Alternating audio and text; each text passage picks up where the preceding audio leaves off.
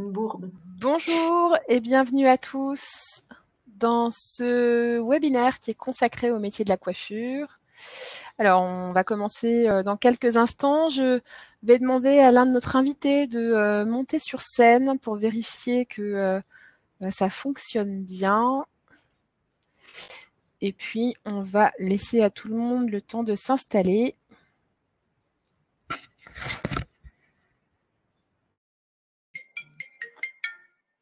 Non, c'est bon.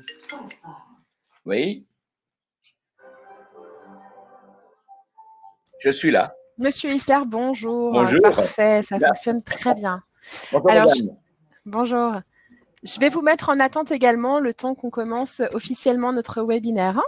Oui, d'accord, pas de souci. Je vous coupe le micro. Hein. Pas de souci. Super. Donc, bonjour à tous et bienvenue dans notre webinaire qui est consacré au métier de la coiffure. On va attendre quelques instants avant de commencer ce webinaire un jour d'un soleil magnifique. Alors, merci déjà aux personnes qui sont connectées d'ores et déjà. Bonjour et bienvenue à tous. Nous allons patienter 4-5 minutes, le temps que tout le monde arrive, le temps que tout le monde s'installe. Installez-vous confortablement avec une boisson fraîche, avec un thé, avec un café, puisque nous allons rester ensemble une bonne heure.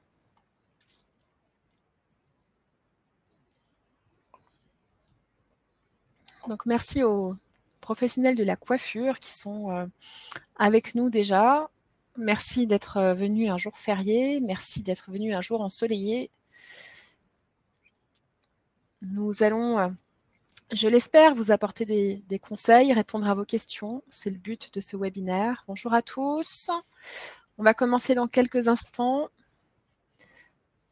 Le temps de laisser tout le monde s'installer confortablement, le temps de laisser tout le monde arriver. Vous êtes au bon endroit. Si vous êtes un professionnel de la coiffure et que vous souhaitez faire le point avec nous sur la reprise d'activité dans ce contexte de Covid-19. Bonjour et bienvenue à tous. Je vois que les connexions arrivent. Il est 14 h. On va attendre 3-4 minutes. On va se laisser le temps de politesse, de voir tout le monde arriver et bien s'installer.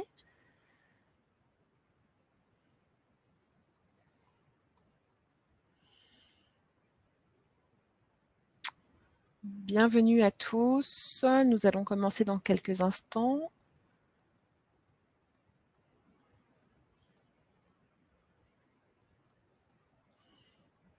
Bienvenue aux personnes qui sont en cours de connexion, qui viennent d'arriver. Est-ce que vous pouvez utiliser l'outil qui se trouve sur votre droite pour me confirmer que vous nous entendez bien et que vous nous voyez bien, s'il vous plaît, ce qui nous permettra de vérifier qu'on ne parle pas dans le vide, ce qui serait dommage. Alors, vous avez un... Voilà, super. Merci pour les quelques premiers retours. Merci. Alors, pour répondre à Gérard qui se demande comment activer sa webcam, vous n'avez pas besoin d'activer votre webcam puisque du coup, vous avez juste besoin d'activer votre son pour nous entendre. Bonjour à tous et bienvenue dans ce webinaire qui va bientôt commencer.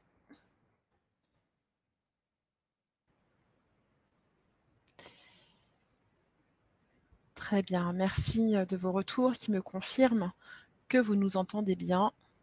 Alors, si les images sont un peu floues, cela peut venir de la qualité de votre réseau. Pas d'inquiétude.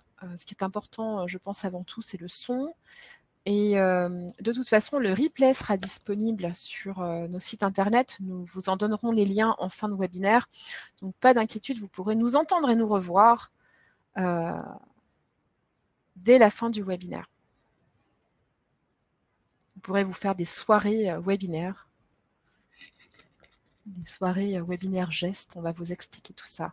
Il est 14h02. On va attendre encore un petit peu, si vous voulez bien, le temps de laisser tout le monde nous rejoindre.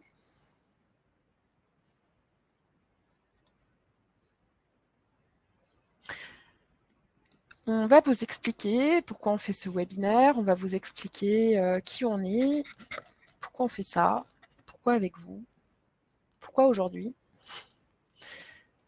On va vous expliquer tout ça dans quelques instants. Je propose qu'on attende encore 1 minute pour ne pas perdre les participants qui sont en cours d'arrivée.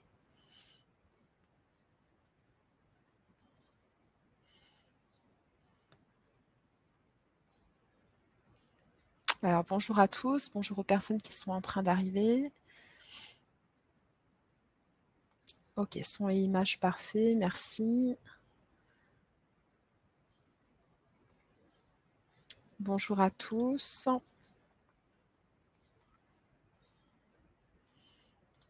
On va commencer d'un instant à l'autre.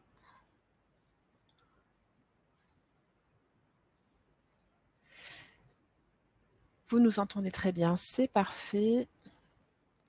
Alors, on va vous expliquer comment ça fonctionne, hein. Pas d'inquiétude. Prenez un verre d'eau, une boisson fraîche, un café, un thé. Vous allez être avec nous durant 1 heure. Ouvrez les fenêtres. Si vous avez la chance d'être en terrasse, profitez. Écoutez, il est 14h04, je propose qu'on commence. Eh bien, bonjour à toutes et à tous. Ce webinaire vous est proposé par GEST. GEST, c'est l'association qui réunit les services de santé au travail du Grand Est.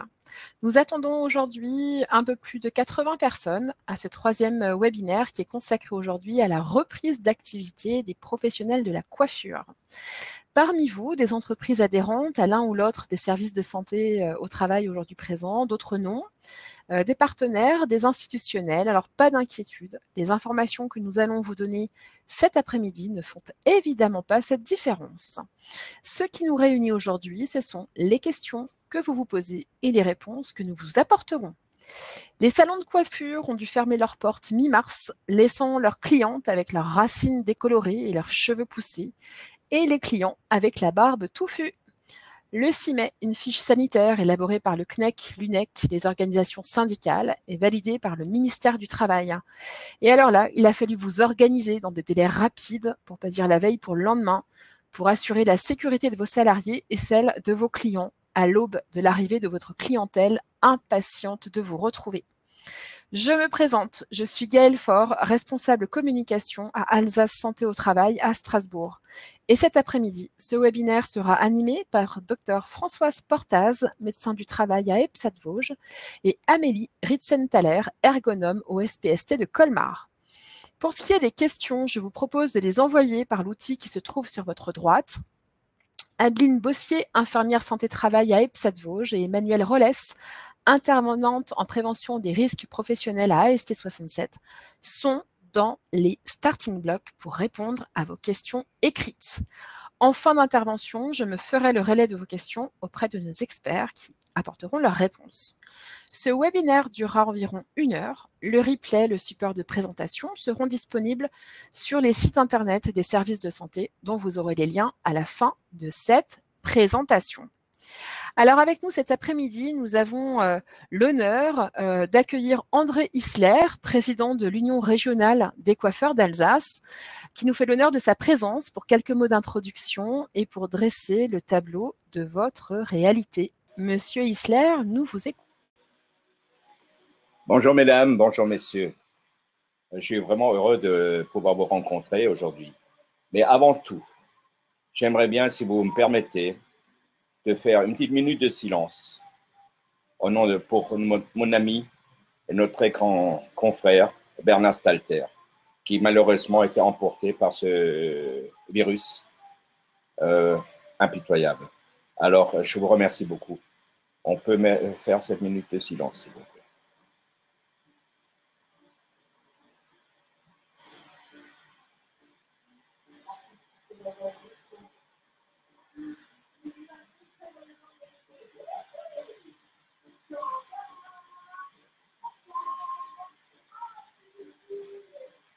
Merci beaucoup à vous. Merci.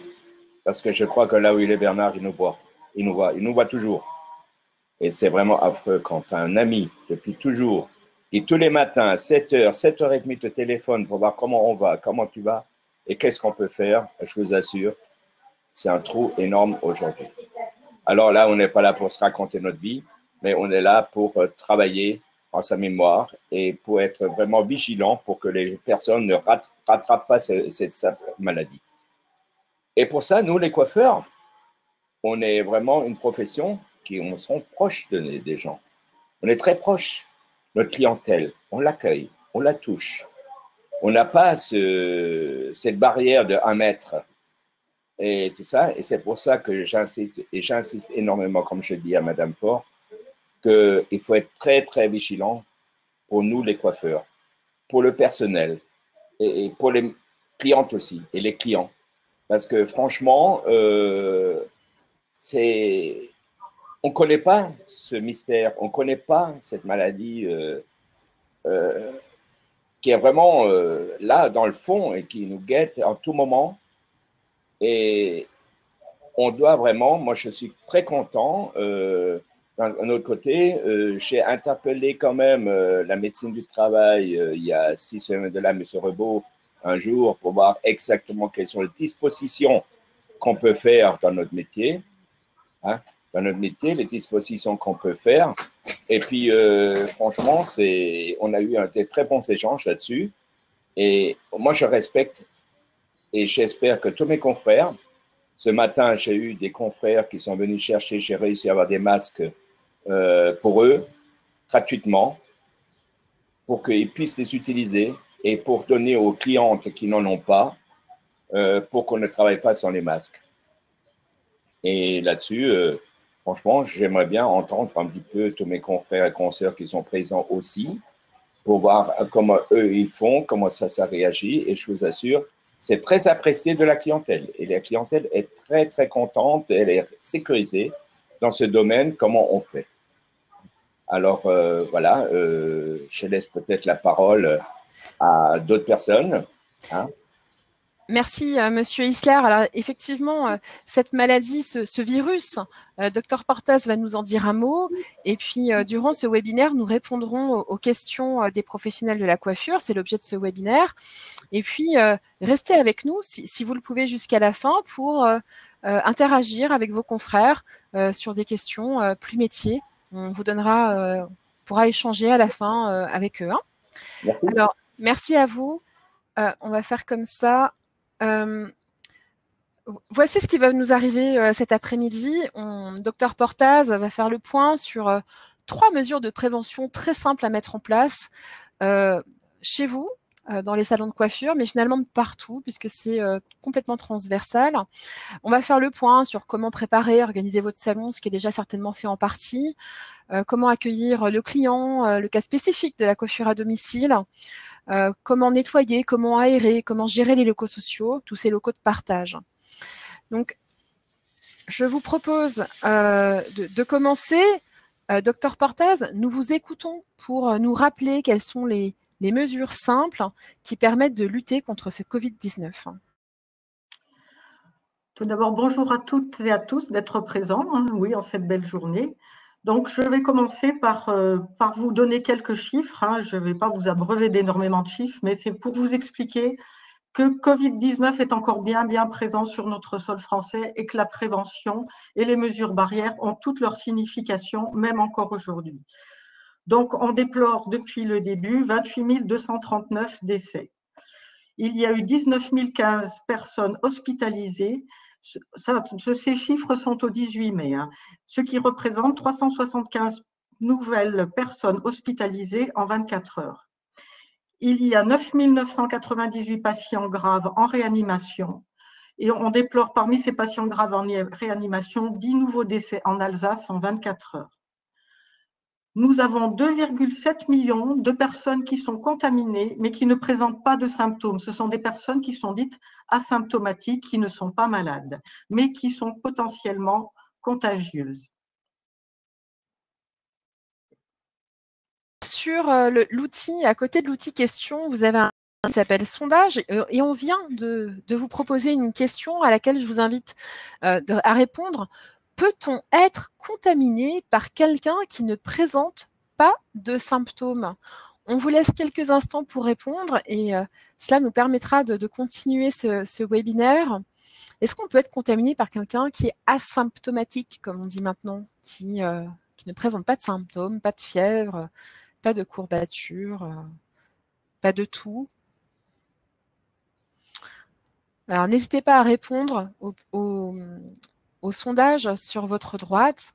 Écoutez, je crois qu'on peut continuer. Tout le monde est OK avec ça. Oui, on peut être contaminé par quelqu'un qui est asymptomatique. Alors, est-ce bien vrai? Oui, effectivement, on peut être contaminé par quelqu'un qui est asymptomatique. Alors, comment se fait la transmission du virus? Alors, il y a un émetteur. L'émetteur, c'est la salive, les postillons, les projections, lorsque l'on parle, lorsque l'on chante, lorsqu'on éternue, lorsque l'on tousse. La contamination peut se faire aussi par les selles. Alors, particulièrement les mains qui ont été salies lorsqu'on ne se lave pas les mains en sortant des toilettes. Le récepteur, la bouche et les yeux, les postillons, les mains contaminées. Alors, il n'y a pas de pénétration du virus au travers de la peau. Alors, on a des doutes, d'où le point d'interrogation sur une possible contamination par ingestion d'aliments contaminés. Alors, deuxième question proposée dans l'outil sondage. En cas de toux ou d'éternuement, les gouttelettes de salive riches en virus sont-elles au-delà d'1 mètre? Le mot-clé étant 1 mètre. Si je tousse ou bien que j'éternue, est-ce que les gouttelettes de salive se dispersent, c'est-à-dire que sont projetées au-delà d'1 mètre? On vous laisse quelques secondes pour répondre à cette question. On peut entendre parfois la distance physique d'1 mètre, parfois de 2 mètres. On va vous expliquer tout ça.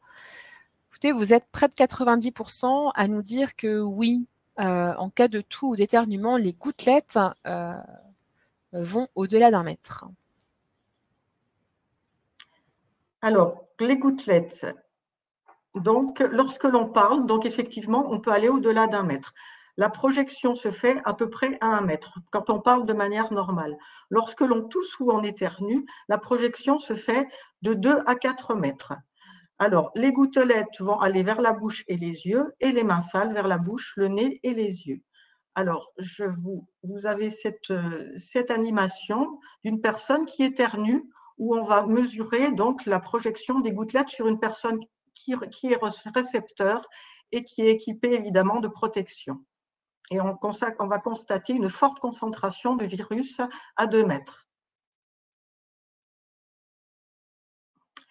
Alors, il y a aussi donc cette image pour vous expliquer que cela peut dépasser les 4 mètres au niveau des gouttelettes. Alors, on a 2 sortes de gouttelettes. On a les grosses gouttelettes qui sont les plus menaçantes parce qu'elles sont riches en virus, beaucoup plus. Elles projettent cependant à moins de 2 mètres. Les gouttelettes les plus fines, selon la violence de la projection, peuvent projeter jusqu'à 8 mètres. Ça peut être le cas lorsqu'il y a une quinte de toux ou lorsqu'il y a un éternuement violent. Donc, vous voyez ces projections sur 7 à 8 mètres.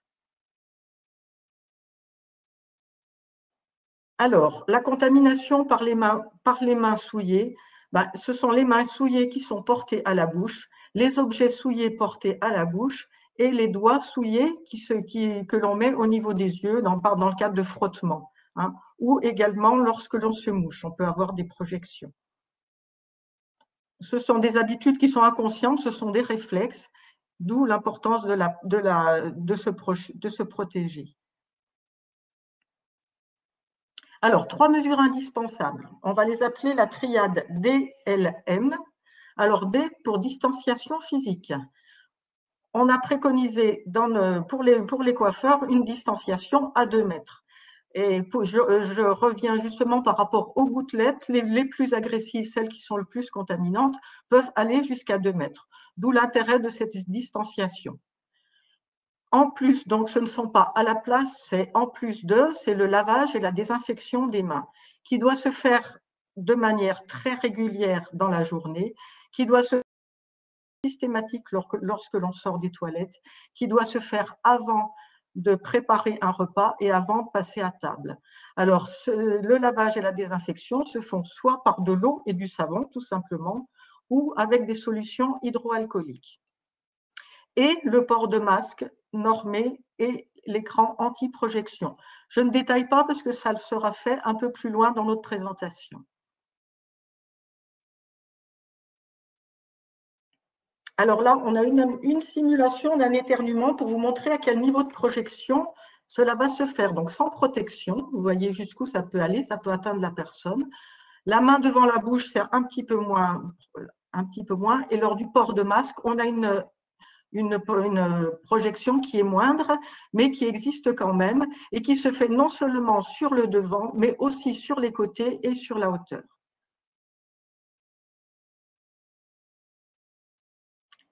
Pour compléter donc l'importance de se protéger, je vais vous montrer une expérimentation qui a eu lieu en Chine. C'est le professeur Yuen Kwok Yung qui l'a réalisé. Donc, on a eu les résultats de cette expérimentation au 17 mai. Donc, il a travaillé avec des hamsters qu'il a mis dans des cages. Donc, on a des hamsters qui sont dans la cage cerclée de rouge, qui sont contaminés et malades. Et dans la case cerclée de vert, on a des hamsters qui sont sains, non malades. Donc, il y a 3 niveaux d'expérimentation. Donc, le premier niveau, où on a les hamsters, il n'y a aucune protection sur les 2 cages, c'est-à-dire ils ne sont pas protégés du tout, et il va lancer un ventilateur à côté des cages. Donc, au bout d'une semaine, on s'apercevra qu'on a 2/3 des hamsters sains qui ont été contaminés. Le deuxième niveau d'expérimentation, c'est la mise en marche du ventilateur après avoir protégé la cage des hamsters qui sont sains par un masque sur la cage. Donc, on aura 1/3 de contaminés une semaine après chez les hamsters sains. Le troisième niveau, c'est la protection par un masque sur la cage des hamsters qui sont contaminés et on aura quand même 1/6 de contaminés une semaine après. Alors, le professeur Yuen Kwok Yung a utilisé cette phrase, je ne la cite pas entièrement. Il est clair qu'utiliser les masques chez les sujets infectés est plus important que n'importe quoi d'autre.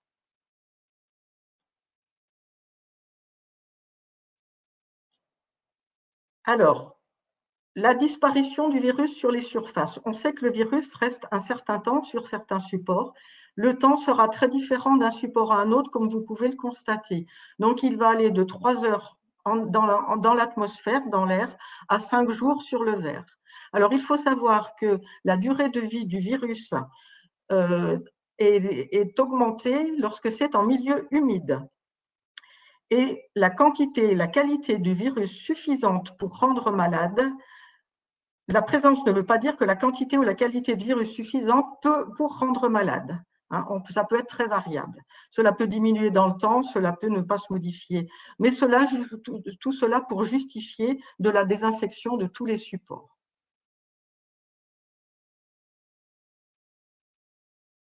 Merci, docteur Portas, pour ces éléments qui ont permis d'asseoir les essentiels et prioritaires de la stratégie de ce qu'on appelle la prévention primaire. Cela paraît finalement plutôt simple à mettre en œuvre et nous allons voir maintenant les mesures complémentaires dans l'organisation de travail et les mesures pratiques à mettre en œuvre dans les locaux de travail. Donc, je donne maintenant la parole à Amélie Ritzenthaler, qui est ergonome au service de santé au travail SPST de Colmar. Alors, bonjour. On va voir ensemble plusieurs mesures de prévention assez concrètes que vous pouvez mettre en place dans votre salon. Et on va tout de suite commencer par la prévention primaire collective. Alors, il faut savoir que dans la population, que ce soit parmi vos salariés ou vos clients, il y a 3 types de personnes. Les premières, ce sont les personnes saines, qu'on va schématiser ici en vert. Les personnes malades qui ont quelques symptômes, qui toussent un petit peu, qui ont un petit peu le rhume en rouge. Et les personnes porteurs du virus, mais qui n'ont pas de symptômes et qui ne savent donc pas qu'elles sont malades en orange. Quand elles vont rentrer dans votre salon, les personnes porteurs du virus, donc qu'elles soient symptomatiques ou asymptomatiques, vont risquer de contaminer les salariés et les clients qui sont sains. Donc, la première mesure de prévention primaire que vous pouvez mettre en place, c'est tout simplement supprimer le risque de contamination des personnes comme des objets en interdisant l'accès à votre établissement à toutes les personnes qui ont des symptômes de la maladie, que ce soit les clients ou les salariés. Donc, pour vos salariés, il faudra les informer régulièrement et les inviter à s'autosurveiller, par exemple en prenant leur température chez eux tous les jours avant de venir au travail. Et pour les clients, il faudra interdire l'accès à l'établissement à tout client symptomatique par un affichage clair que vous allez apposer à l'entrée de votre établissement. Mais cette mesure, toute seule, ne va pas suffire. Tout simplement parce qu'il y aura toujours des personnes symptomatiques qui vont choisir de rentrer dans votre salon malgré l'interdiction et qu'il y aura forcément des personnes asymptomatiques qui vont rentrer puisqu'elles ne savent pas qu'elles sont malades. Donc, rouvrir votre établissement sans avoir mis en place des mesures strictes comme avant la crise, c'est tout simplement pas envisageable. La deuxième mesure de prévention que vous allez mettre en place, c'est limiter le nombre de personnes présentes dans votre établissement afin de pouvoir assurer du mieux que possible la distanciation, même si on sait que pour un coiffeur, ça va pas forcément être facile. Donc, à vous de définir clairement le nombre de personnes maximum autorisées dans votre établissement. Pour cela, vous allez diviser votre surface de vente, telle que définie par l'INSEE, par 8. Donc, par surface de vente, on entend tout l'espace qui est accessible par vos clients. Donc, vous ne tenez pas compte de vos logements, de vos équipements sociaux ou de votre réserve. On va prendre un exemple pour que ça soit plus clair. Admettons que vous ayez un salon de 40 mètres carrés. Donc, 40 divisé par 8, ça fait 5. Si vous avez 2 salariés, vous ne pourrez accepter que 3 clients en même temps. Et ça, il faudra l'afficher à l'entrée de votre établissement.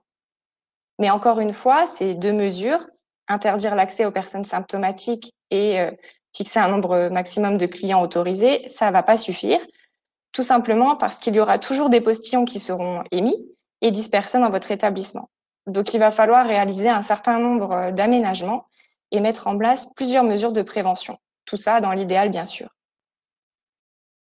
Donc, les aménagements, ils vont commencer tout de suite, même à l'extérieur de votre établissement, puisque si vous limitez l'accès à votre établissement à un certain nombre de clients, vous allez potentiellement avoir une file d'attente à l'extérieur qui sera bien entendu plus ou moins importante en fonction de la taille de votre salon. Donc pour ça, il va falloir penser à définir une zone d'attente sécurisée à l'extérieur, à baliser la file, à mettre en place un marquage au sol et, si possible, à filtrer l'entrée. Vous n'oubliez pas de mettre en place un affichage d'informations pour vos clients, notamment les 3 mesures que le docteur Portaz a expliquées tout à l'heure, la distanciation, le lavage des mains et le port du masque obligatoire.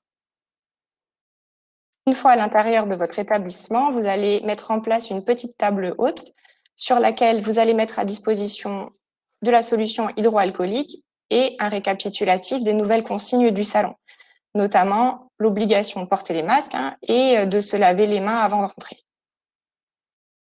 Il faudra aussi gérer les flux des clients, mais aussi des salariés.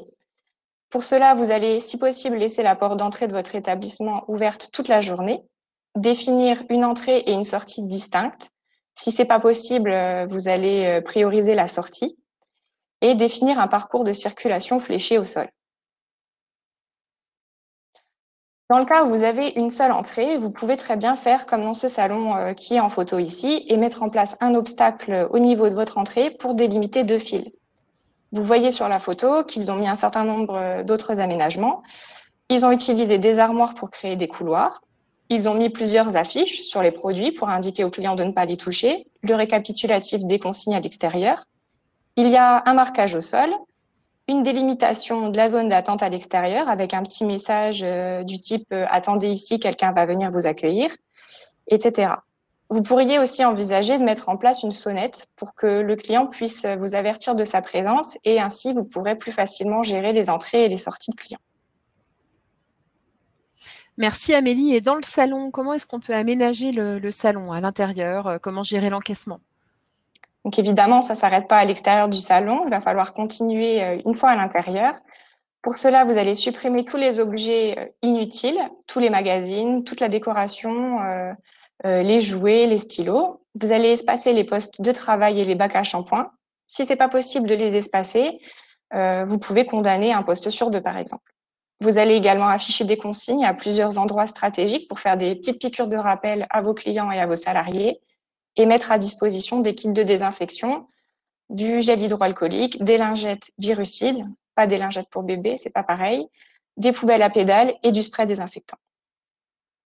Il faudra également prévoir des peignoirs à usage unique ou bien lavables à 60 degrés, puisqu'ils devront être changés entre chaque client, et des serviettes lavables à 60 degrés. Petite astuce pour le barbier, puisque le client devra retirer son masque pour pouvoir se faire traiter la barbe, vous pouvez mettre en place une petite patère pour permettre au client de suspendre son masque. Ça évitera qu'il le pose sur le plan de travail.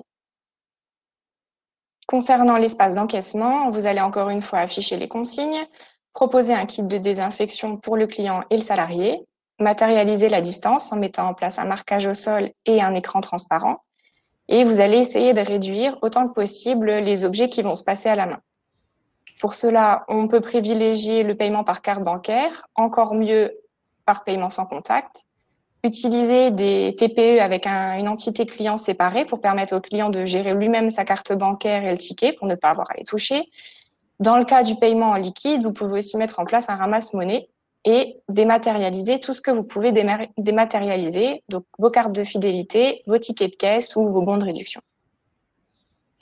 Merci Amélie. Alors, on imagine que depuis l'ouverture, il y a maintenant 10 ou 11 jours, bon nombre de ces mesures ont été mises en place.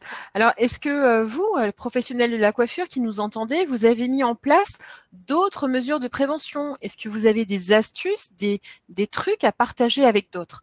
Donc, je vous invite à utiliser l'onglet questions qui se trouve sur votre droite pour partager avec nous vos trucs et astuces. Et puis, on s'en fera l'écho. On en fera une synthèse dans le support qui sera mis en ligne sur nos sites internet à la fin pour que vous puissiez retrouver les astuces des uns et des autres. Merci à vous de partager tout ça dans l'onglet questions. Et donc, en dehors de l'aménagement physique, Amélie, qu'est-ce qu'on peut faire de plus? Bien, l'aménagement physique ne va pas suffire. Il faudra aussi revoir toute votre façon de travailler. Assurer les prestations uniquement sur rendez-vous. Fixer la prestation avec le client en amont du rendez-vous pour estimer au maximum la durée du rendez-vous, si vous ne le faisiez pas déjà. Pensez à espacer suffisamment vos rendez-vous aussi pour prendre en compte le nettoyage et la préparation qu'il y aura entre chaque client. Et il faudra certainement supprimer certains services ou certaines prestations que vous proposiez jusque maintenant, notamment les collations proposées aux clients, le vestiaire, l'espace d'attente et certaines prestations trop longues, trop compliquées ou trop risquées que le docteur Portas va vous détailler tout à l'heure. Il faudra également penser aux livraisons et aux réassorts en planifiant des livraisons en dehors des heures d'ouverture aux clients, en délimitant une zone de livraison et, si possible, une zone de mise en quarantaine avant de manipuler les cartons qui viennent d'être livrés. Mettre en place des bons de livraison dématérialisés, encore une fois, pour éviter les échanges d'objets de la main à la main. Et bien sûr, se laver les mains après avoir manipulé les cartons. Pour sécuriser votre activité, puisqu'elle est tout de même un risque et que vous ne pourrez pas à chaque fois respecter la distanciation et qu'elle nécessite du coup des contacts rapprochés, il va falloir équiper vos salariés de masques normés, donc de préférence des masques FFP, si vous n'en avez pas des masques chirurgicaux, de préférence de type 2R, ou à défaut, en dernière solution, des masques en tissu normés de catégorie 1. Vous avez à chaque fois, entre parenthèses, la référence des normes en question. En plus du masque, vous allez donner des lunettes de protection et une visière pour toutes les opérations qui ont lieu sur le visage ou sans le masque du client, donc comme la taille de la barbe, comme on a vu avant, ou l'épilation des sourcils. Vous allez aussi attribuer à chaque collaborateur un poste de travail par vacation et leur donner des outils de travail individuels que vous pouvez étiqueter avec le nom de chaque salarié pour éviter les mélanges. Après tout ça, il faudra former les salariés pour s'assurer que toutes les consignes que vous avez mises en place sont bien comprises et qu'elles vont être appliquées. Pour rappel, donc ne pas venir en cas de symptômes, éviter les bijoux, s'attacher les cheveux, leur réexpliquer les gestes barrières, la façon de se laver les mains et comment porter leurs équipements de protection, et tester les protocoles mis en place en faisant des simulations, par exemple. Vous allez informer vos clients le plus en amont possible via votre site internet, vos réseaux sociaux et faire un rappel lors de la prise de rendez-vous.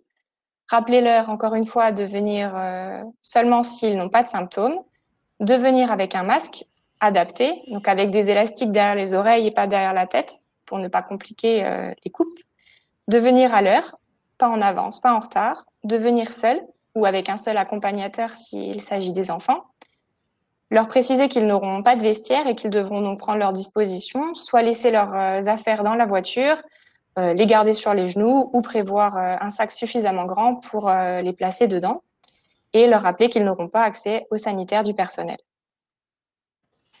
Merci Adeline. Et est-ce qu'on peut mettre à disposition des professionnels des supports de sensibilisation? Tout à fait, il en existe plusieurs que vous pouvez trouver sur Internet. Donc, on vous a fait ici une petite sélection qu'on va vous passer assez rapidement. Mais pas de tracas, vous pourrez les retrouver sur le support de présentation. Vous avez à chaque fois les liens en bas de la diapositive. Donc déjà, un petit rappel des symptômes du Covid-19 et certains symptômes qui sont un petit peu moins célèbres, comme les éruptions cutanées, par exemple. Des exemples de questions que vous pouvez poser de façon orale à vos salariés. Un rappel sur l'hygiène des mains et la bonne façon de se laver les mains. Alors ça, c'est l'une des affiches que vous pouvez trouver sur le site de Santé publique France. Il y a tout un tas d'autres affiches, des vidéos aussi que vous pouvez télécharger sur ce site. Pour info, l'INRS a créé de nouvelles affiches sur les mesures barrières, les masques chirurgicaux ou en tissu que vous pouvez télécharger sur leur site. Il y a aussi une vidéo qui a été réalisée par le CHU de Nantes qui donne beaucoup d'astuces, comment mettre son masque, comment l'enlever, comment boire quand on a un masque chirurgical, par exemple, que je vous invite à aller regarder. Et pour info, les services de santé au travail mettent aussi à votre disposition plusieurs affiches. Certaines d'entre elles ont même un petit QR code que vous pouvez scanner et qui vous renvoie vers une vidéo explicative. Merci Amélie pour toutes ces précisions d'information. Docteur Portaz, comment accueillir les clients dans le salon? Comment comprendre? Et qu'en est-il des prestations à domicile qui sont plus particulières? Alors, l'accueil du client, donc les coiffeurs sont prêts et équipés, les clients sont informés. Donc, le salon va ouvrir, donc on ouvre la porte du salon et si possible, il faut la laisser ouverte pour permettre une ventilation sur toute la journée. Le client arrive, il faut s'assurer qu'il n'est pas malade, sinon on diffère le rendez-vous.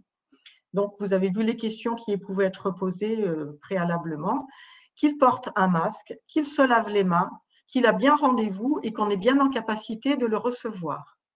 Il est important de ne rien toucher sur le trajet jusqu'au poste de travail.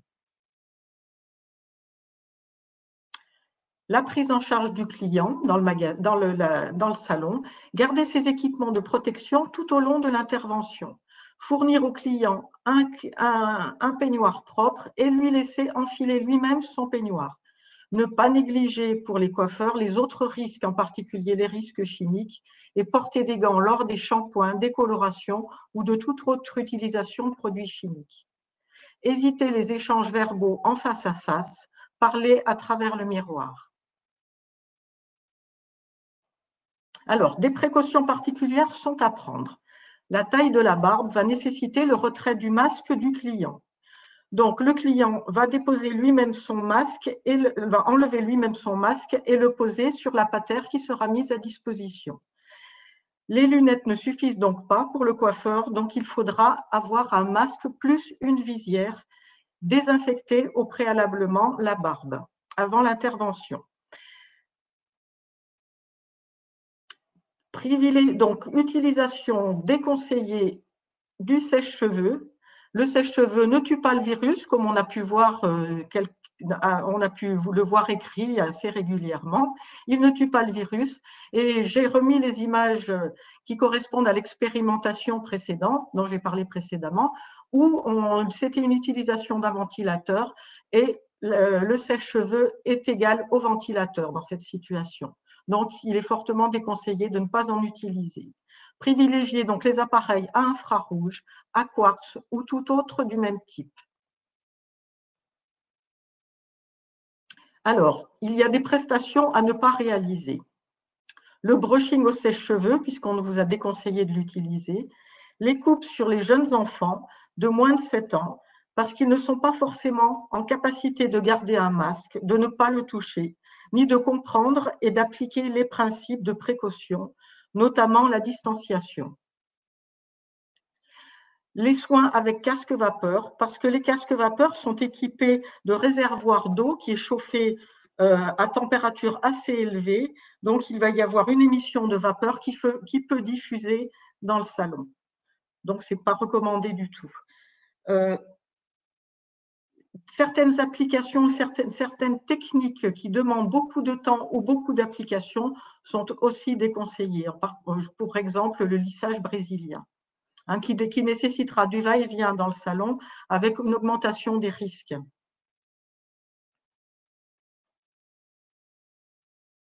Alors, après chaque client, les peignoirs et serviettes sont retirés par le client lui-même, disposés dans le sac prévu en vue du nettoyage ou dans la poubelle pour les peignoirs jetables. Désinfecter le poste de travail, fauteuil, tablette, miroir, etc. Désinfecter tous les outils qui auront été utilisés. Se nettoyer les mains et les sécher sans les frotter pour éviter toute irritation cutanée qui pourrait qui pourrait permettre au virus de pénétrer encore plus. La réalisation des encaissements, pas de libre service pour les produits à la revente. Les clients ne doivent rien toucher. Le paiement se fait en respectant les mesures qui ont été vues précédemment. Après chaque encaissement, il faut désinfecter le terminal de paiement en n'utilisant surtout pas de spray qui pourrait détériorer le terminal. Se nettoyer les mains. Merci, Dr Portal. Quelles sont les consignes particulières à appliquer en cas de prestation à domicile? Alors, la prestation à domicile, il faudra déjà organiser la prestation avant l'intervention. Donc, lors de la prise de rendez-vous avec le client, définir les conditions d'intervention avec celui-ci. Donc, il ne faudra pas intervenir chez des personnes malades ou des personnes qui présentent des symptômes. Ou également s'il y a une personne malade dans le logement qui n'est pas forcément le client qui sera coiffé. Donc, il faut rappeler le jour de rendez-vous pour vérifier que toutes ces informations sont encore en vigueur. Le port obligatoire du masque par le client.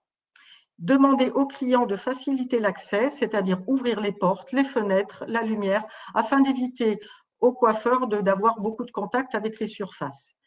Limiter la présence d'autres membres du domicile dans la pièce où se fera la prestation. Donc, la prestation se fera dans une pièce où il y aura client, coiffeur et personne d'autre. Avant l'intervention, donc il faut prévoir le matériel pour ne pas faire d'oubli.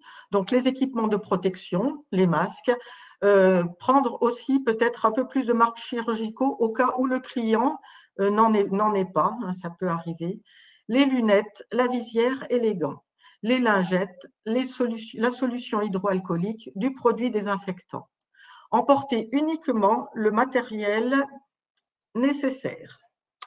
Prévoir 3 sacs poubelles. Alors, un pour les consommables qui seront à jeter parce qu'ils sont souillés, un pour les outils à désinfecter et un pour le peignoir et la serviette à laver. Chez le client, donc à l'arrivée au domicile, évidemment, le coiffeur est équipé comme au salon.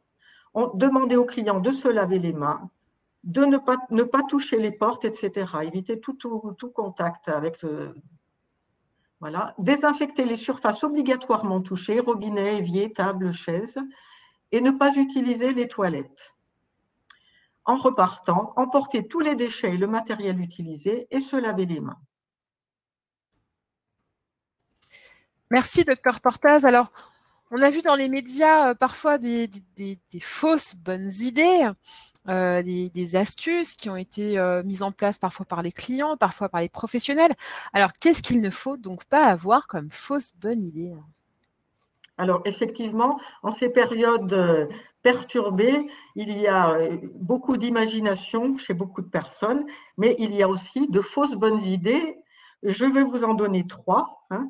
Donc, le client qui arrive avec le masque scotché sur le visage. Donc, parce qu'ils ne veulent pas mettre les élastiques derrière les oreilles.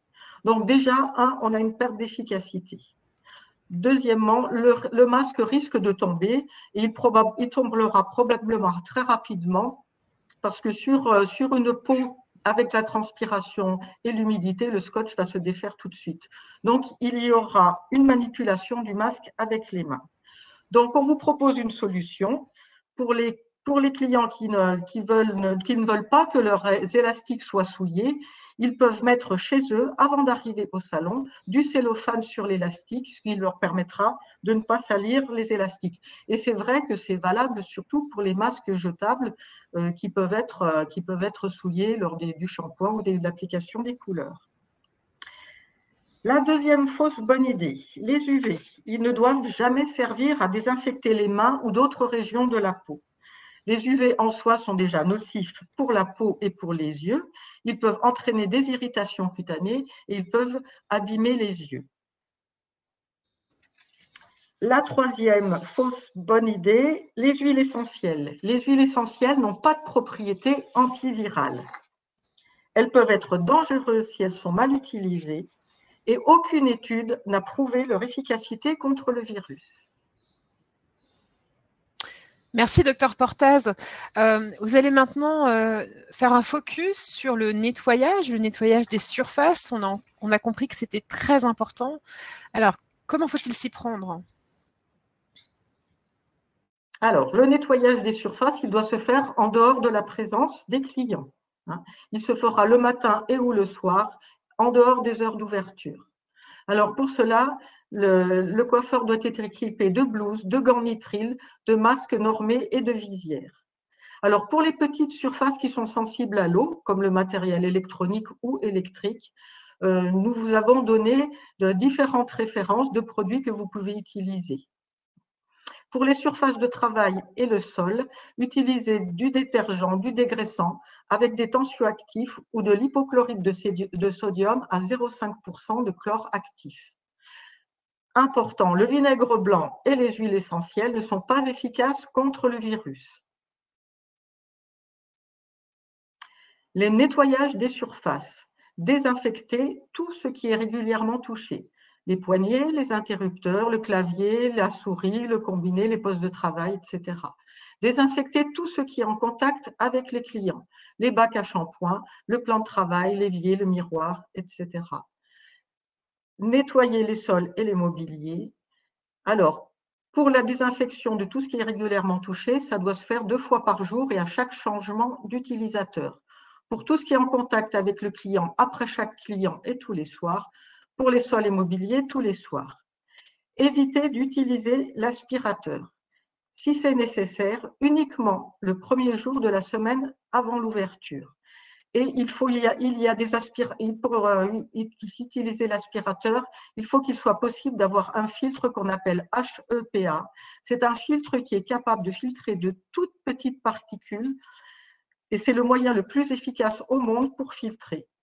Il faut avoir aussi des sacs au pouvoir de filtration type allergie. Il faudra aussi porter les protections individuelles et assurer une aération naturelle 15 minutes après le nettoyage, en ouvrant donc tous les ouvrants, fenêtres et portes.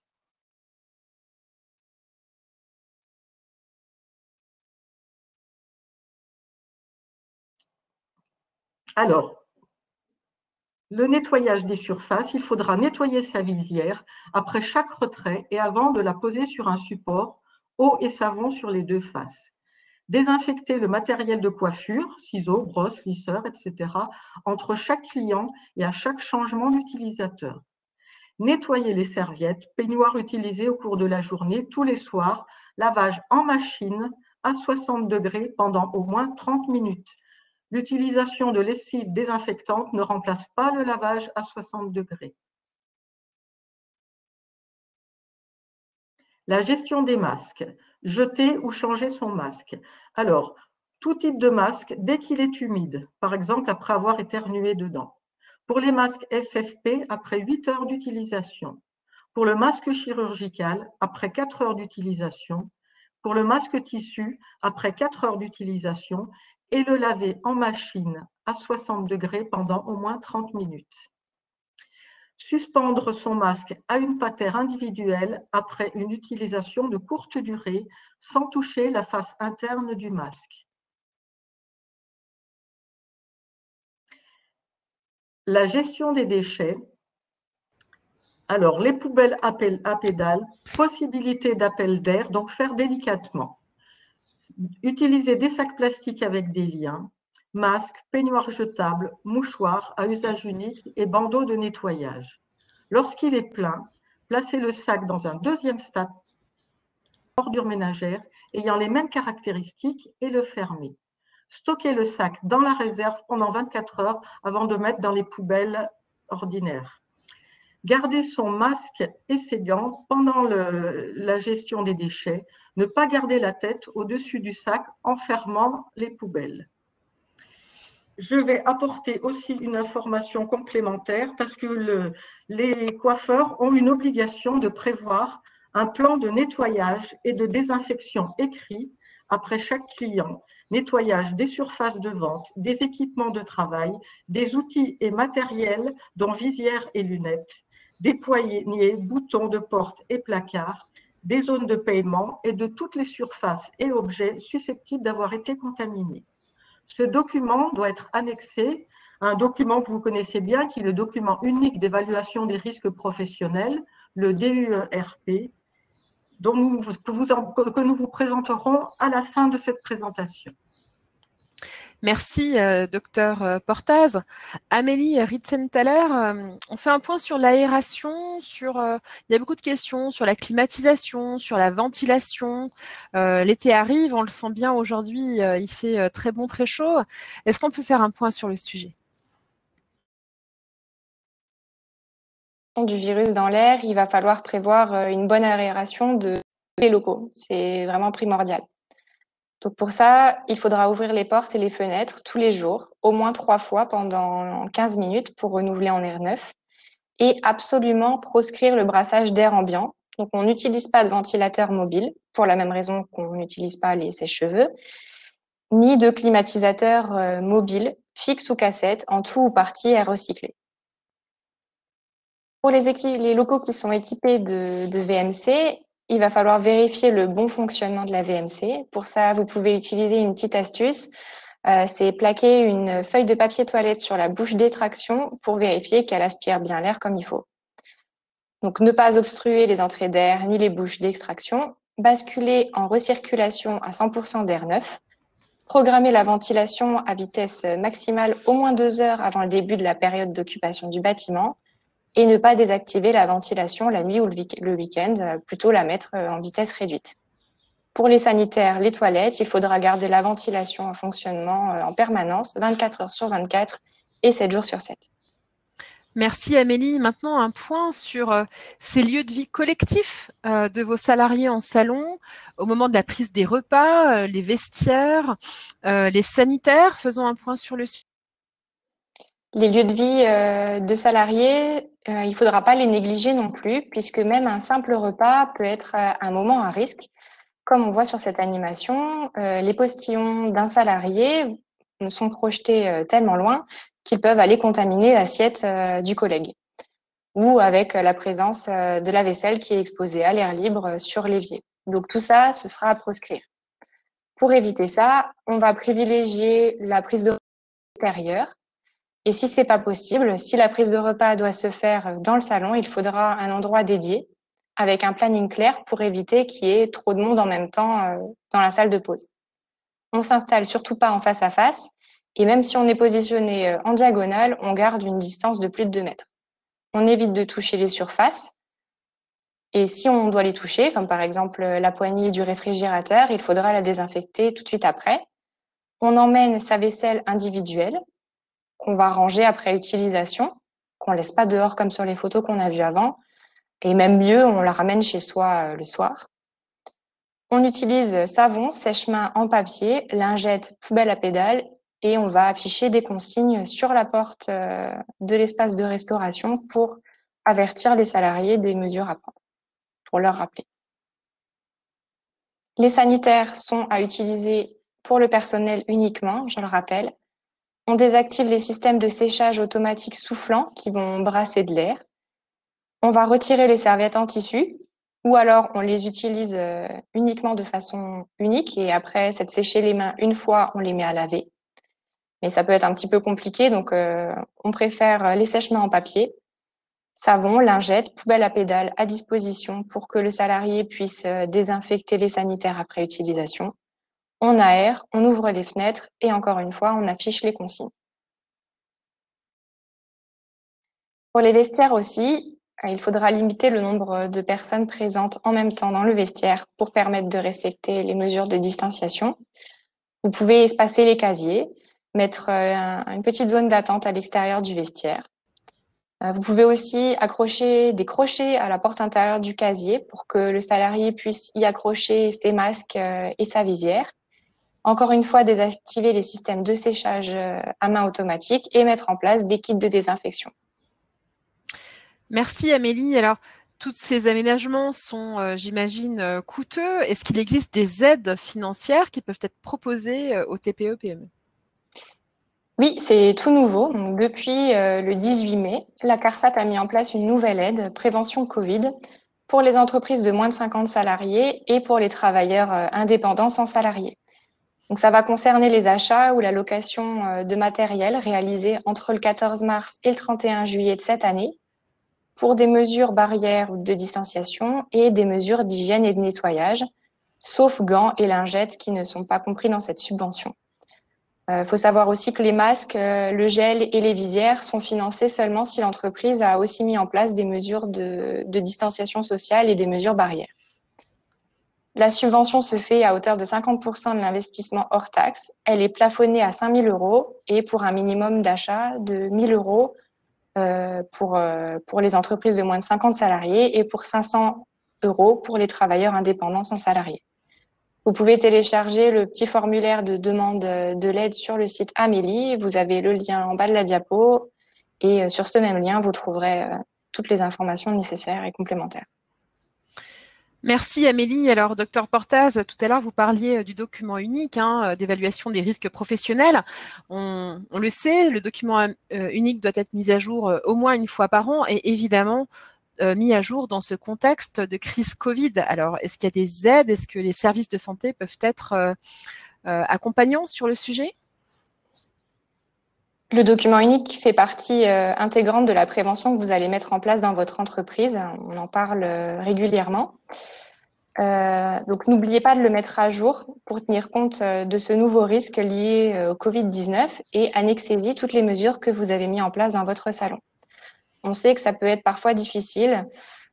Pour vous aider, rendez-vous sur le site de votre service de santé au travail. Vous pourrez y trouver des guides et des outils. Donc, en bas, vous avez le lien de 3 services de santé au travail. Si votre service de santé au travail ne fait pas partie de cette liste, allez voir directement sur leur site. Vous trouverez sûrement de l'aide. Eh bien, merci Amélie, merci Dr Portaz pour ce webinaire complet, me semble-t-il, pour les professionnels de la coiffure. Alors, juste avant de passer au temps de questions-réponses, juste un mot sur le fait que ce webinaire sera disponible en replay et le support de présentation disponible également sur les sites internet de ces 5 qui ont participé à ce webinaire, sur le site de la CST, sur le site de SPST, sur le site d'Amter, sur le site d'EPSAT Vosges et sur le site d'AST 67. Alors, nous avons tous organisé une fois ou l'autre un autre webinaire qui peut être complémentaire à celui-ci, que ce soit sur la mise à jour du document unique, que ce soit sur la thématique des masques. Donc, n'hésitez pas à fouiner sur les sites ou bien à nous contacter pour qu'on puisse vous orienter. Alors, place aux questions. Monsieur Isler, je vais vous ouvrir le micro. Je vais le faire d'ailleurs pour tous, comme ça on pourra prendre la parole. Donc, je vous invite à lever la main une fois si vous prenez la question, comme on dit ici. Alors, je voudrais juste qu'on revienne sur la question de la jauge avec Amélie peut-être. La question a été posée de savoir s'il fallait diviser par 4 ou par 8 pour trouver le nombre de clients possible. En fait, les deux calculs existent. Mais diviser par 8, c'est un petit peu plus facile parce que si vous divisez par 4, il faudra d'abord retirer les espaces de circulation, etc. Donc, surtout pour les salons, prenez votre surface de vente hors locaux sociaux, comme on l'a vu avant, et diviser par le 8, c'est beaucoup plus simple. Alors, je vais essayer de reprendre les questions. Sylvie posait la question, alors je vous la pose comme ça. Lors d'une application de couleur sur une cliente où les cheveux ne sont pas lavés préalablement, est-il préférable de porter le masque et la visière ou bien le masque suffit? Alors, c'est une question qui arrive fréquemment. Qu'est-ce que je fais? Je porte le masque et la visière ou bien le masque et les lunettes? Qu'est-ce qui protège le mieux?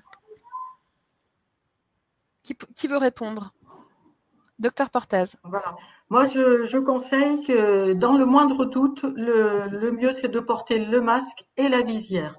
Voilà, la visière a quand même une surface de protection bien supérieure aux lunettes. Alors, on peut entendre hein, que le… Pardon, j'ai mangé le nom de la personne qui l'évoquait, mais… Pardon, je fais n'importe quoi. Le port du masque et le port de la visière peut donner un sentiment d'étouffement comme ça, désagréable, et peut provoquer des malaises aux salariés. Est-ce qu'il y a une autre possibilité? Est-ce qu'il peut y avoir une recommandation de non-port de masque? Recommandation de non-port de masque, non, personne ne le fera. En tout cas, nous, les médecins du travail, on ne le fera pas, même si un salarié nous demande pour qu'une personne ne porte pas le masque, on ne sait pas un discours que l'on peut tenir parce qu'il y aura moins de protection. Il faut essayer de trouver la solution la mieux adaptée et voir si éventuellement des lunettes de protection ne peuvent pas être mises à la place de la visière si vraiment ce n'est pas possible. Mais je pense qu'il faut quand même privilégier la prévention et les mesures barrières. On ne peut pas prendre de risques avec le Covid dont on ne sait pas grand-chose et qui est quand même vraiment bien agressif. Alors, Monsieur Isler, j'ai vu que vous aviez rédigé un commentaire, mais on peut vous entendre hein, sur la tenue du masque pendant la coupe. Oui, oui, je vois, j'en avais déjà parlé lundi avec Madame Portas. Hein. Alors, justement, en parlant des visières. Alors, j'ai encore eu ce matin, en discutant avec mes collègues qui sont venus chercher les masques, le problème qu'on a, comme on est quand même dans un truc un peu confiné et, vous savez, on parle beaucoup avec les clients. On a le masque, c'est déjà très difficile, on a déjà du mal à s'oxygéner. Moi, je demande à mon épouse, à mon salarié, tout ça, par un truc de sortir 2-3 minutes pour s'oxygéner, hein, parce que c'est vraiment très dur. Alors moi, personnellement, je fais l'expérience. Moi, impossible de mettre que ce soit les surlunettes ou alors, je porte des lunettes, hein, des surlunettes ou alors de la visière. La visière, j'ai fait ça, je l'avais porté même pas 1 heure. J'ai failli faire un malaise, j'avais plus d'oxygène, j'ai failli étouffer. Et puis en même temps, ça fait 1 heure quand on parle de ce truc qui est pratiquement impossible. Quand tu es pendant, moi je vois en ce moment, moi je fais des 12-13 heures sans interruption, hein, même pas le temps de manger. Je vous assure, c'est pas possible. Le soir, on est mort, on est totalement lessivé. Alors, j'ai vu quand même sur Médicis.fr, là, sur truc, comme quoi il y a des professeurs, des trucs qui ont dit que le masque, le grand problème, je ne sais pas si vous l'avez vu, je n'ai pu trouver, je voulais l'inscrire un petit peu, sur les masques qui ont de port de masque, ça peut générer d'autres maladies. Hein. Est-ce que c'est possible ou pas? Je vous pose la question. Alors là, vous me posez une question à laquelle je ne pourrais pas vous répondre parce que je n'ai pas d'informations du tout à ce sujet, savoir s'il y a de la recherche qui a été faite ou pas, et je ne suis pas du tout informée. Oui, alors, bon, moi, vous savez, je ne crois jamais les trucs qu'on voit sur Internet. Hein, chacun met un peu de trucs pour être intéressant, hein, pour être intéressant. Mais alors ça m'a vraiment interpellé. Je n'ai pu trouver, je voulais le truc, j'avais plus le temps de rechercher. Et ce matin, tout à l'heure, je trouvais le truc, mais je ne peux plus trouver. Sur Médicis, c'était début de semaine. Hein, et franchement, ça m'a beaucoup interpellé. Alors, s'il y a beaucoup de personnes qui travaillent là-dessus, qui le voient et tout ça, qu'est-ce qu'on peut répondre de ce côté-là? Comme vous me dites, c'est vrai que c'est très compliqué. Mais une chose est claire. On travaille déjà le masque. Il y a ce masque, 4 heures maximum. Hein, et alors, on le change. On est obligé de le changer parce qu'on le sent. on le sent, tu n'as plus la même respiration au bout de 4 heures. Tu remets un nouveau masque. Et tout ça, j'essaye par tous les moyens, j'ai réessayé avec la visière et les surlunettes, et je vous assure, je ne peux pas travailler. C'est impossible, c'est impossible. Je préfère fermer mon salon et ne rien faire. Parce que là, c'est vraiment, tu ne peux pas, le soir, et ce soir, depuis début de semaine, ce que j'ai, encore 2 nuits de suite, là, je me réveille sur le coup de 4 heures chez les chevilles, les jambes en feu.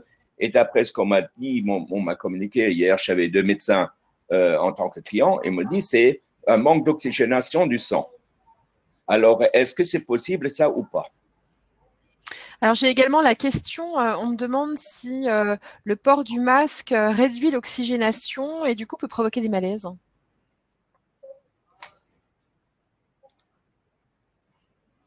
Là non plus, je n'ai pas de notion de diminution d'apport d'oxygène. Je prends toujours pour exemple les personnels hospitaliers dans les blocs opératoires qui portent des masques pendant plusieurs heures d'affilée, non-stop, hein, voilà, uniquement les changeant, où j'avais pas cette notion de malaise. Voilà. Donc là, c'est pareil, c'est une question pour laquelle il m'est difficile de répondre. Par contre, je peux comprendre qu'il y ait des personnes qui soient gênées avec le port de la visière ou des surlunettes. Et dans ce cas, bon, Monsieur Isler porte des lunettes. Effectivement, on a préconisé les lunettes de protection pour la coiffure. On a seulement conseillé de manière plus ferme le port de la visière et du masque pour les barbiers. Hein, oui, ils n'ont plus qu'une demi-protection puisqu'il n'y a plus qu'un seul masque. Voilà. Donc après, on vous donne des recommandations et après, il faut adapter au mieux en essayant de faire aussi d'appliquer la prévention dans d'autres domaines. Par exemple, pas de sèche-cheveux. Voilà. Il faut limiter tout ce qui peut favoriser la diffusion du Covid. Et c'est vrai qu'une personne qui ne supporte pas une visière, c'est sûr qu'on ne va pas la forcer à la porter. Ça, c'est impossible. À ce moment-là, il ne faudra pas lui donner des tâches où la visière est indispensable. Alors, docteur Portas, vous me permettez de faire la transition avec 2 questions qui ont été posées. La première sur la barbe et la deuxième sur le sèche-cheveux. Alors, la première sur la barbe, peut-être monsieur Isler, peut-être docteur Portas. Comment fait-on pour désinfecter une barbe? Est-ce qu'on doit désinfecter une barbe? On fait quoi avec la barbe? Désinfecter, c'est sûr, on ne peut pas mettre du viricide. Hein, ça, c'est clair. Hein, ni une solution hydroalcoolique. Hein, ça, c'est clair. Alors, une chose qu'on peut faire, on peut mettre une solution un peu, disons, avec une eau un peu shampoineuse, hein, un peu truc, et puis on peut le mettre dessus, et puis avec le peigne, on peut nettoyer ça. Hein. Ça fait comme un truc un peu de shampoing, comme un shampoing. Moi, c'est ce que j'ai essayé de faire et ça marche. Hein, tu as le spray, tu as un truc, un vapeau, où tu mets ça dessus, tu fermes les yeux et le nez du client, tu fermes avec une serviette, et puis après, tu mets ça. Et après, tu le coiffes avec un peigne fin, et franchement, ça marche bien. Et puis là-dessus, et après, tu fais ta coupe de barbe, ta taille de barbe, et puis tout ça. Hein. Et en même temps, ça, comme c'est un peu savonneux, c'est un peu truc, ça marche. Alors, l'autre question… On fait des trucs quand on fait des rasages, on est comme ça. Moi j'évite, hein, je ne le fais pas. Mais moi, personnellement, bon, j'étais formateur barbier. Souvent, bon, je n'étais pas affronté à ce genre de trucs, mais on peut prendre, avec un peu d'idées, on peut faire beaucoup de choses et on peut passer à un truc. Et les clients, ils se laissent faire. Hein. C'est ça qui est génial aujourd'hui. On peut leur faire ce qu'on veut. C'est génial. Ils apprécient énormément tout ce qu'on fait pour eux. Mais il ne faut pas oublier une chose. Et comme je dis, comme le docteur Portal a dit, il faut être prévoyant en tout. Parce que nous, on travaille avec le client, sur le client, et tout comme ça. Il faut qu'on se protège. Il faut qu'on protège notre personnel. Et on n'est pas… Je vois chez des confrères qui prennent la température au client quand il rentre. Est-ce que c'est valable ça ou pas? Alors, on va garder la question de la température, qui est une question intéressante et qui est posée Oui. quasiment à chaque webinaire, parce que je voudrais qu'on revienne sur une question. Alors, on ne va pas se fâcher, hein, mais on a bien entendu qu'on n'était pas d'accord sur l'utilisation du sèche-cheveux. Je ne voulais pas encore l'aborder, celui-là. Je pense qu'il faut l'aborder, crevons l'abcès. Il n'y a pas de tabou ici. La médecine du travail, la santé au travail dit non, pas de sèche-cheveux. On vient de vous expliquer pourquoi. Et puis, on entend aussi les professionnels de la coiffure nous dire non, mais attendez, si je ne fais pas de brushing, qu'est-ce que je fais hein? Si je ne peux pas sécher les cheveux, est-ce qu'il y a une alternative? Non. Non. Là, ça va. En ce moment, il fait chaud. Les clientes, le temps que tu as fait la coupe comme ça, le cheveu est presque sec. Mais il y a des clientes qui ne veulent pas partir comme ça. Qu'est-ce qu'on fait? Et en plus, moi, je vois personnellement, j'ai toujours eu l'habitude de terminer mes coupes les cheveux secs. Parce qu'en cheveux mouillés, tu ne vois pas les volumes, tu ne vois pas tout ça. Qu'avec les cheveux secs, les cheveux mis en place, parce que normalement, une coupe bien faite, la cliente, pendant 4 à 6 semaines, elle sort de la douche, elle fait comme ça, elle est coiffée. Hein? Si tu ne vois pas les volumes secs, tu ne peux pas rectifier. Moi, je termine toujours mes coupes cheveux secs. Hein? Alors, c'est compliqué. Aujourd'hui, c'est compliqué. Le truc, franchement, même si quand tu es sous les infrarouges, comme ça, c'est pas. Non. Et les clients, franchement, ils ne sont pas contents. Hein? Ouais, est-ce que les participants de ce webinaire, vous utilisez donc la question pour nous dire si vous avez trouvé une autre façon de faire? Est-ce que vous continuez d'utiliser le sèche-cheveux? Est-ce que vous avez trouvé des alternatives? Est-ce qu'on pourrait imaginer, par exemple, une prestation? Alors, je ne sais pas, je vais parler du cas que je connais, c'est-à-dire le mien. Je vais chez mon coiffeur demain, en l'occurrence. Je suis ravie de le retrouver parce que j'en peux plus. Je vais faire des mèches. Voilà, je vais essayer de ressembler à quelque chose. Mais du coup, il pourrait très bien me laisser partir les cheveux mouillés. Hein. Enfin, dans mon cas, ce serait pas très gênant parce que je viens plutôt pour des mèches et pour une coupe. Donc, est-ce qu'on pourrait imaginer des prestations moins? Mais il y a pas tout le monde n'est pas comme vous. Hein. Il n'y a pas beaucoup comme vous, hein, je vous assure. Et le gros problème aussi, hein, c'est il faut se mettre à la place des chefs d'entreprise et tout ça. Pendant 2 mois, il n'y a pas eu 1 centime de recette. On n'a eu que des charges. Aujourd'hui, j'ai appris hier, dans le Haut-Rhin, il y a déjà 12 entreprises qui n'ouvrent plus. Ils n'ont plus les moyens d'ouvrir. J'ai eu chez des amis, des trucs un peu de toute la France qui m'appellent. Ça va être l'hécatombe des petites entreprises qui n'ont plus les moyens ni les trucs de faire. Alors, en disant on va travailler et le chiffre d'affaires, on perd le chiffre d'affaires parce que bon, en faisant les coupes juste de prestations, c'est bien.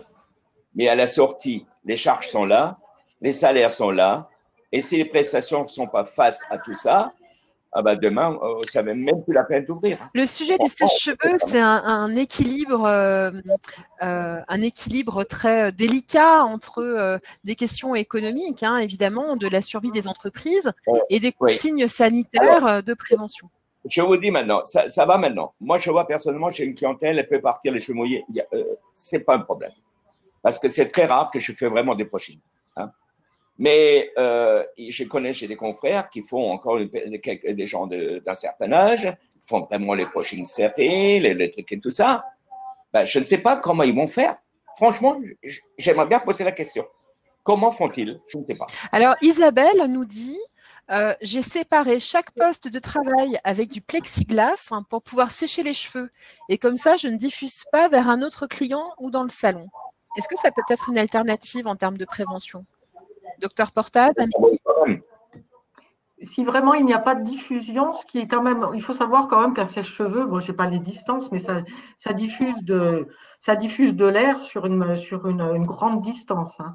Donc, Oui, c'est ça. si vraiment, bon, c'est difficile de donner une réponse parce que nous, c'est vrai qu'on a comme préconisation de ne pas utiliser le sèche-cheveux. En même temps, nous, ce sont des préconisations que nous faisons et après, chacun peut adapter à sa manière, mais en même temps, je pense qu'à situation exceptionnelle comme on la vit maintenant, mesures exceptionnelles aussi qui ne dureront pas dans le temps, hein, ce que j'espère, hein. Donc, le sèche-cheveux, les clientes, bon, une fois que avec une serviette et éponge que la tête est bien essorée, elles peuvent repartir telles quelles. C'est une prestation qui ne sera pas forcément faite et forcément pas facturée, effectivement, mais je pense que c'est une situation qui ne durera pas. Il faut quand même essayer de faire au mieux pour que la prévention soit la meilleure possible. Alors, on passe à un autre sujet. Alors, j'entends bien la température, on va y revenir parce que c'est un sujet qui est intéressant aussi, mais pour rester dans la prévention, Quentin demande, j'ai les sièges de mon bureau, n'importe quoi, j'ai les sièges de mon salon en cuir, est-ce que je dois mettre une housse lavable dessus? Comment est-ce qu'on fait avec les sièges de salon? Amélie, oui. C'est pas forcément nécessaire, surtout que si vous mettez une protection sur le siège, il faudra la manipuler après le client. Donc vous allez la secouer et remettre en suspension le virus. Vaut mieux garder vos fauteuils en cuir comme ça et les désinfecter entre chaque client. Alors, merci Amélie. On va revenir sur cette question de Monsieur Isler. Est-ce que nous, les chefs d'entreprise, enfin vous en l'occurrence, les chefs d'entreprise, vous devez prendre la température de vos salariés ou leur demander de prendre leur température avant de prendre leur poste? Est-ce qu'on peut faire un point là-dessus?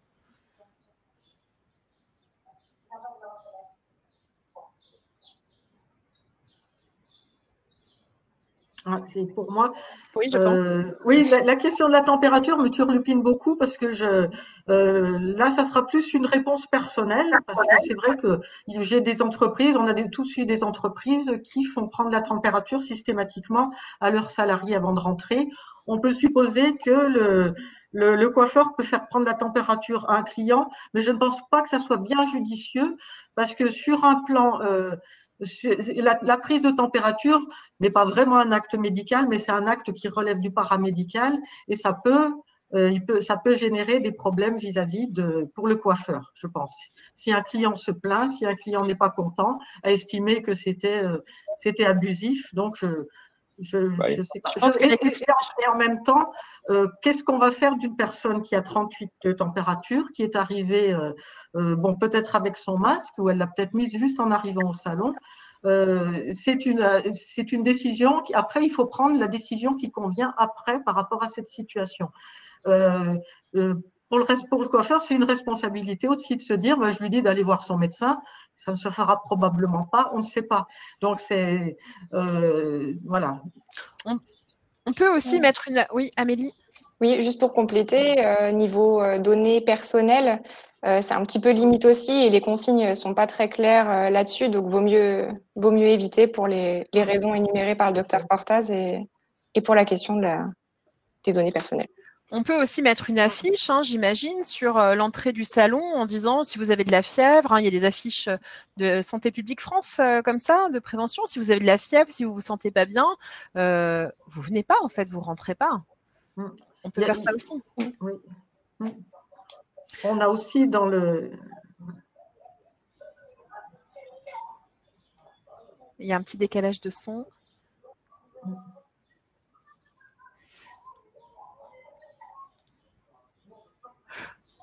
Ok. Est-ce que l'un d'entre vous, avant d'en terminer, est-ce que l'un d'entre vous voulait ajouter un mot pour conclure ce webinaire? Est-ce que, Monsieur Isler, vous voulez rajouter quelque chose? Oui, parce que je vous ai envoyé un petit mot. Je vous avais envoyé un petit mot là sur le truc. C'est juste pour donner une petite idée à des consoeurs, des confrères. Il y en a que je sais, ils sont astucieux dans tous les domaines. Pour travailler, pour attacher le masque, pour que le client n'a pas le masque dans la main ou quelque chose.